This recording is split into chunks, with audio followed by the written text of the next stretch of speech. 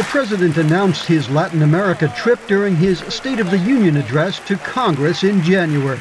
This March, I will travel to Brazil, Chile, and El Salvador to forge new alliances across the Americas. It will be his first visit to South and Central America, a region of broad political and economic diversity and the focus of fierce global competition for investment, exports, and influence. Preparations have been underway for months. In February, U.S. Treasury Secretary Timothy Geithner visited economic powerhouse Brazil, the largest country on the continent and the world's 7th largest economy. After talks in Washington with Brazil's Foreign Minister Antonio Patriota, Secretary of State Hillary Clinton previewed some of the Obama agenda. We are cooperating closely and our bilateral work on issues and global challenges, including food security and human rights and clean energy and global inequality, is key to both of us, and we will explore even additional ways to pursue our common interests and our common values. Themes in all three countries include the consolidation of democracy, open and accountable government, civil rights, gender equality, and social inclusion.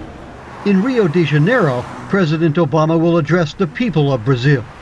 He's also expected to visit a favela, one of the squatter slums that Brazil's government has been trying to wrest from the control of criminal and drug gangs. School of International Service Dean Louis Goodman of the American University in Washington, D.C., says the first African-American president of the United States should be able to deliver an effective message to Latin American countries still struggling with a past marked by social inequalities. Brazil historically has been one of the most uneven countries in the world, and while it's making progress, it's less uneven today in 2011 than it was in 2009, for example. It still has a way to go. And while Chile has made social progress, it also has a way to go. Mr. Obama's discussions with President Dilma Rousseff and American and Brazilian business executives will focus on areas of opportunity in renewable and sustainable energy, science and technology, education and innovation, also key priorities for Mr. Obama in the U.S. economic recovery. Major oil and natural gas finds in Brazil are also of interest to the United States, something Mr. Obama mentioned in a recent news conference about rising energy prices. And when it comes to imported oil, we're strengthening our key energy relationships with other producer nations, something that I will discuss with President Rousseff when I visit Brazil next week. Brazil's ambassador in Washington, Mauro Vieira, says his government seeks more balance in bilateral trade and mentions differences on global trade issues, but he says the important thing is that both sides continue to talk. And we discuss all issues, those in which we agree and even those in which we do not agree completely. But the important thing is not agreeing always. The important thing is to discuss, to have an open dialogue, and to find ways to have a consensus on a very wide agenda. President Obama's visit to Chile is aimed at spotlighting that country as a model for economic reform and political stability. After a meeting with President Sebastián Piñera, Chile's first conservative leader since the end of the Pinochet era in 1990, Mr. Obama will deliver what the White House calls a broad policy speech about the U.S. relationship with Latin America. Roberto Matus, Deputy Chief of Mission at Chile's embassy in Washington, says it will be an opportunity to lay out a clear American vision for an equal partnership. Number two, we should recognize the differences of the countries, respect the specificities of development and models of development even of each country. And from there, try to build on a forward-looking vision, a partnership and how Latin America is a global player and how Latin America should be present in these areas. In El Salvador, Mr. Obama will meet with President Mauricio Funes, who heads a center-left government and is seen as a strong partner, especially in regional counter-narcotics efforts. They will also discuss immigration issues.